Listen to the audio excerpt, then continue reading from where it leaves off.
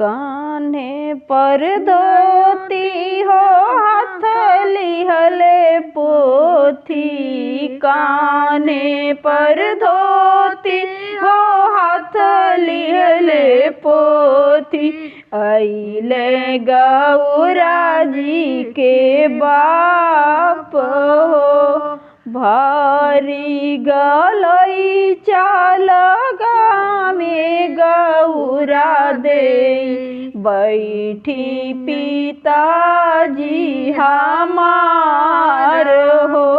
भारी गलई चाल गामे गौरा दे, बैठी पिताजी हमार हो।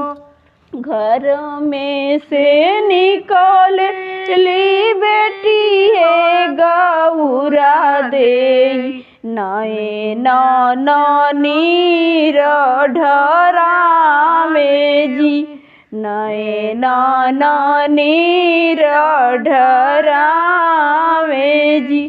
चुप हो खो बेटी हो गौरा दे, कमन कमन दुख होई जी, कमन कमन दुख होई जी।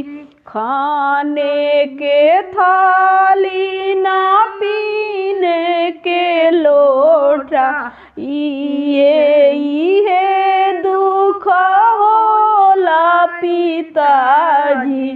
करौरे करबि समुझाई हो, करौरे करबि समुझाई हो।